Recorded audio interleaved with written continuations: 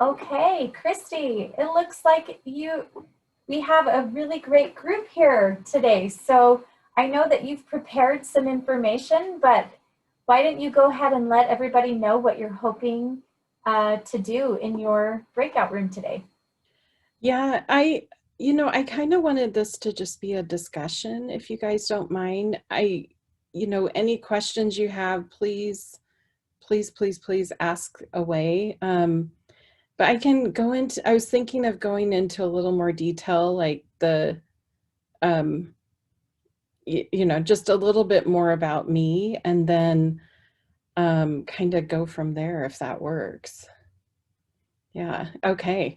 So, like I said, so I graduated from BYU in 96. My husband actually graduated with a bachelor's in sociology. So his master's is in social work. But I joke that I feel like right now I'm married to like a recent college graduate because he finished, it's been, I think, 5 years ago. And so I don't yeah, we had so Madison, I had her in 97, and at the time I was working full time and at this little clothing company, and um I was given 6 weeks off because that's how they did it back then. And my boss, who she had, I think it was 5 kids, she sat me down beforehand and she goes, "So here's the deal. If you can't come in 9 to 5, Monday through Friday, if I don't see you here 9 to 5, Monday through Friday, there's a whole lot of other people who want your job. So be here or yeah." So I tried really hard. Being just like we were only married like year and a half, and I realized like I we couldn't afford the childcare and me work. But through I had been doing custom sewing for people, and even in college I did it. And so I just decided to work from home, like have my own design company. So I did everything from alterations to wedding dresses to pattern making to, set people up. So like I have this amazing idea, but I need to have the technical side in order to hand it to a factory. So I did a little bit of everything. And then and then we had Abigail, and then yeah, we actually thought we were done having kids, and then found out I was expecting twins. So that that was a curveball, and we're in this tiny little house, and so we bought a house. And again, my husband was the one where we had the benefits and everything, and we bought the house. 3 weeks later, he was laid off. So most terrifying thing ever. And he's like, "You know what, Christy, you have a degree, I have a degree, I think we both need to look for jobs." So I found my job, or I found the job at Nike. And so he was stay-at-home dad for, I think it was 3 months. And then he found the job at the hospital. And so um we've done a little bit of everything, where he's been, more like the breadwinner, because like the benefits were tied to him, and then I was, and then we both were. And then yeah, I mean, there were times I felt like when he was in grad school, at the end of every semester, it's like, "Oh, so I am married, I forgot about that." Like I literally it was like we would text, and then I'm like, "I think it's been 3 months since we had a date. Do you think we need to put something on the calendar?" And it was a struggle to find time because when you have 4 kids and they're involved in everything, it yeah, gets a little crazy. So um, I will say that I I've at the very beginning of working, and even being in school, there was always the, "Oh, are you getting your MRS degree?" And I was super proud that I got my BA, and then the next day my MRS degree. So I was very, very, very proud of that. And, um, you know, I feel like there was more, I feel like there's judging, and I'll just be honest, like in the church and even within family, like judging of like, you can't do it all. And yeah, I can't. Like there's times I'm like, okay, paper plates for the next month. Like I can't wash another dish, or, you know, it's okay if your floor is not completely beautiful, you know, every day, and you're not scrubbing floors all the time. But it's like, I just looked at it like, okay, are we happy?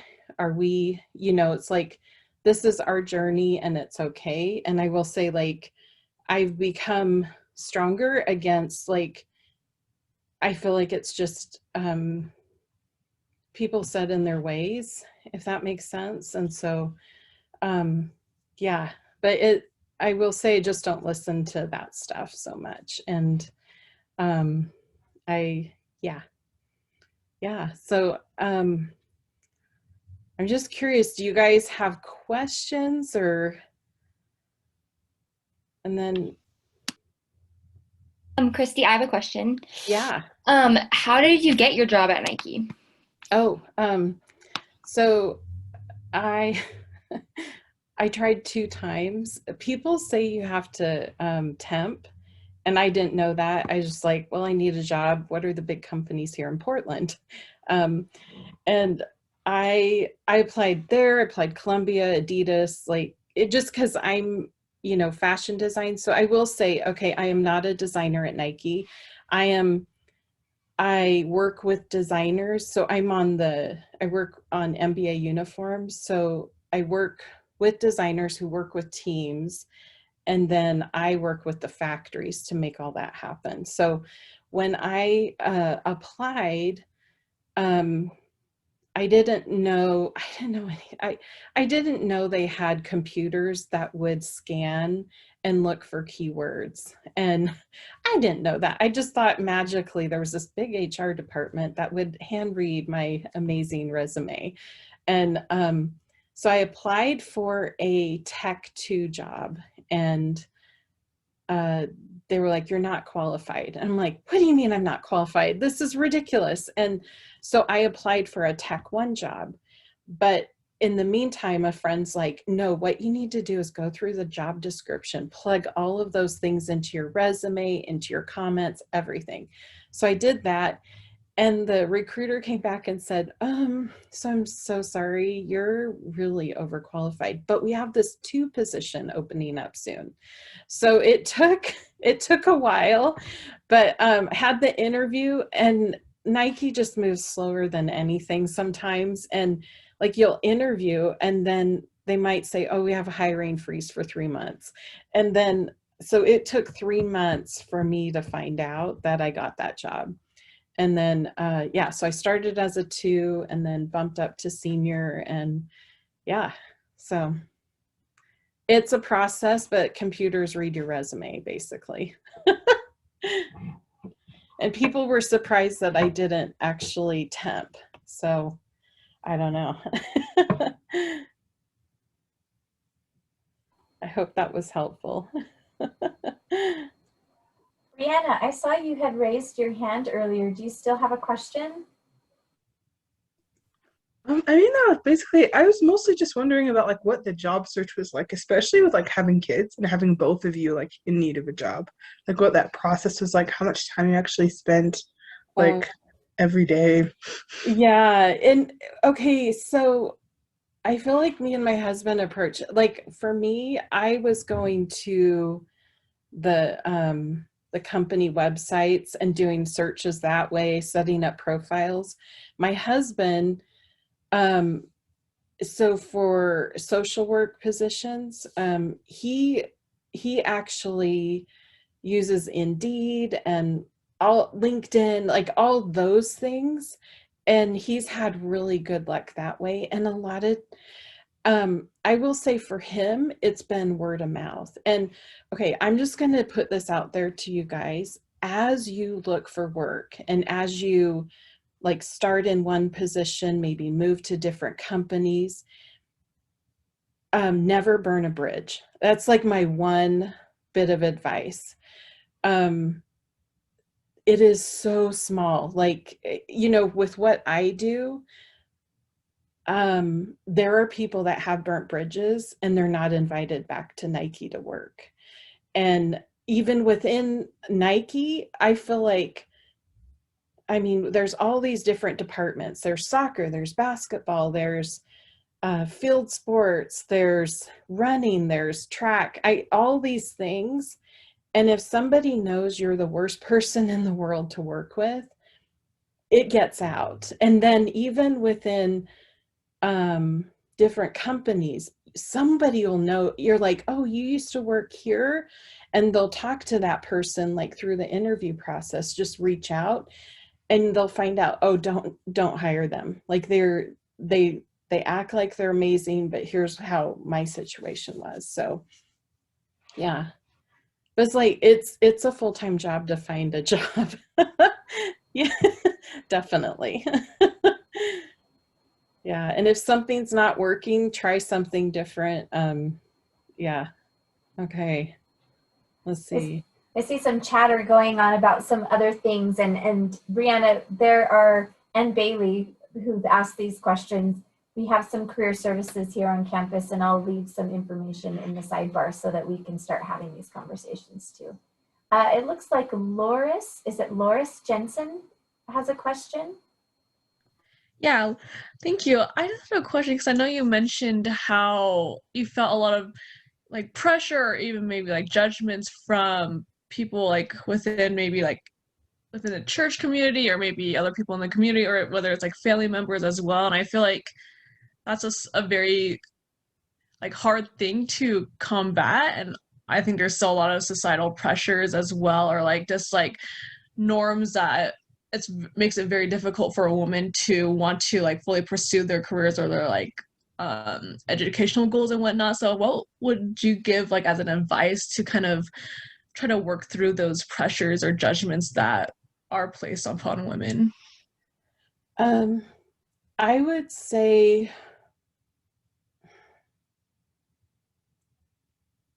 there's, on one hand, I think I just stopped listening, and I surrounded myself with people who could, how does that sound, who looked past it or who didn't care, if that makes sense. I also, okay, I was a Sunday school teacher at one time, and I noticed certain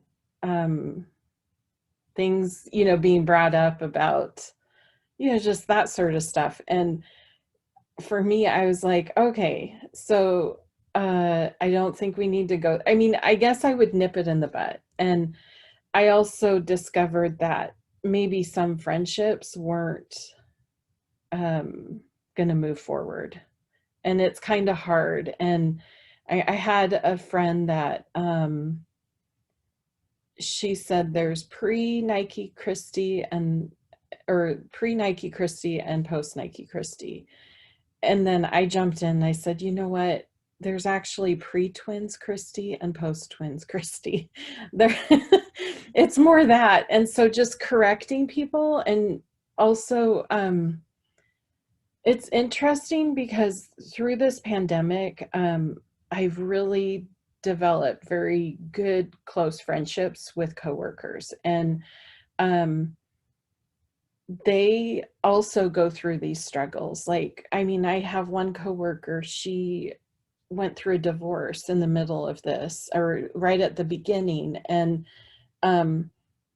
like, just being able to like know that like you're not the only one. And I guess it's like, for me, I didn't think it was a big deal for me to work. Especially my dad, he was just like, with everything, it's like, you want to do that? If it makes you happy and you're a good human at the end of it, then who cares? Like, if everybody was the same, it'd be boring vanilla ice cream. And we kind of like those banana splits where it's like, there's all the flavors and everything. And that's where, like, even when I met my husband, I didn't even think twice that like he was Navajo. It's just like, he was a good human. And,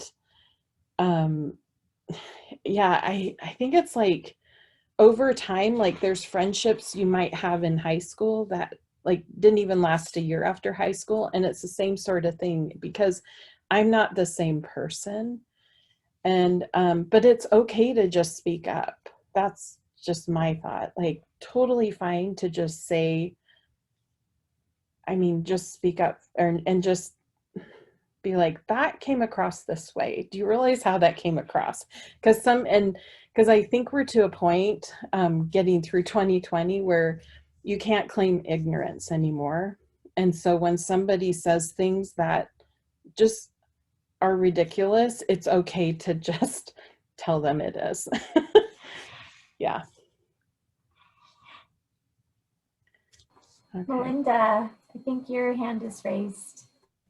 Yeah, thank you. I just had a question about balancing working kids specifically, like when you have a newborn, because I feel like when they're a little bit older, maybe you can do daycare or something like that. But what are your recommendations for when your like 6 weeks of maternity leave or whatever are up and you still have a newborn at home?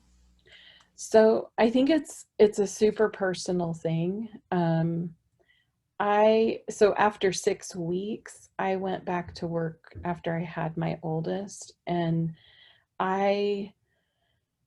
my mom watched Madison, but we lived at the very, like in a suburb south of Portland, and my parents lived north of Vancouver, Washington. So we were having to drive, we'd get ready, we'd be out the door by like 6:30 or 7, drive all the way to my parents' house, and then we'd have to come back into downtown Portland. And my husband worked downtown, I worked downtown, and it was so much driving. And that's when we were like, okay, we need to think through something different. And it's hard. But okay, don't be okay with even you or your husband. Like, it's okay to step back. It's totally fine to just take a break. When I first started at Nike, she was like the director over the entire division. She wanted, she's like, set up some time with me. So I did, and she just wanted to know like my career journey, my goals. And then she's like, I want to know about your personal life. And I was like, oh, she goes, and she asked, like, do you have kids? And I told her, and she's like, hold on, you have twins? I have twins, and hers are like, I think 8, 9 years older than mine. And she says, let me tell you something. It's okay. She goes, I'll tell you what I did. I took a break for 6 years. I had my twins and I chose to be at home. And she says, I went through being super nervous. Would I be able to get back into the workforce? And I mean, she did. And she, was in this leadership role. So I think it's whatever makes you happy, whatever works for you and like your family.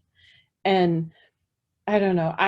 I mean, our kids were in daycare a bit. We juggled like, weird work schedules to make some stuff happen. And, I mean, they turned out for the most part. They have all their fingers and toes. And I mean, I don't think they need to go to therapy yet. So far, so good. Christy, I actually had a follow-up to that question because I think that was something I struggled with when I had newborns as well. Can you maybe speak to, did you ever have mom guilt, or did you experience this feeling of, oh, I need to be home, but I also need to work? And how did you juggle that with your faith? What did you rely on to kind of help you either overcome if that was something you experienced or not? Okay, you have mom guilt if you stay at home. Like, that's the thing. I think it's, you have guilt about everything. I have guilt that, oh my goodness, I didn't start my children in piano when they were 2. Or, you know, there's guilt about like, oh my goodness, I didn't take them to Disneyland before they were 7. You know, it's like, there's all these things that you will feel guilty about. And it's like, for me, it was hard. Like, you know, that first day you drop your kids off at daycare, or even at my mom's, it was like, there was this guilt of like, okay, I should have written a book and tabbed it with every possible scenario of everything that could happen. But okay, here's my analogy. So you get on an airplane and you trust that the pilot, the co-pilot, that people that check the engine are doing everything in their power so that it all ends well. Like you go up in the air and you come down. And there's a ton of trust. And I hate flying. I hate it more. I mean, okay, I used to hate flying. Now I fall asleep on the airplanes. But like there were times when I was going all the way from Portland, and it would take me 45 hours with layovers to end up in Indonesia. And so I ended up, it's like, it's that trust. So you just have to trust like all these people that will touch your kids' lives. So, you know, they're primary teachers, they're teachers at school, they're friends. And you just do everything you can, because like every little human will grow up to be like, you're hoping a good human, but it's like, I don't know. I just think that you can, yeah, I guess it takes a village. So yeah. And like me and my husband, even when we had opposite schedules, we were texting, be like, okay, did you notice this about Ian? You know, do you want me to handle it? Like, yeah. Well, that's amazing. It looks like we're about a minute away. Is there anything else, Christy, that you would like to share with everybody? You know, empowering words of wisdom or anything else, or any other burning questions? Because maybe we have time for one more. I don't know. Yeah. Are there any other questions? Yeah, I think just like just do you do you. Like it, having a job does not mean you don't have a testimony in the gospel. And I mean, I have one daughter, she is so driven career-wise. And I'm like, if you have a spouse, they will have to run to keep up with you. And if you don't have a spouse, it means there's no one out there that could run that fast. And that's okay. And I think just everybody, you know, just figuring out your path, knowing that it'll be different from the person next to you. Yeah. I love that. Thank you so much. And thank you everybody for being here. This has been so enlightening. We hope that you will continue to join us and go to our website and check out some of these stories. Christy and I had a really in-depth conversation. If you ever want to check that out, that's already posted on our website. So we would love for you to continue to visit this initiative and see what it's like when kind of when you hit the pavement, and what that looks like for inspiration for yourself. So thank you so much, Christy, and thank you so much everyone for being here. Have a great day. Yeah, thank you for having me.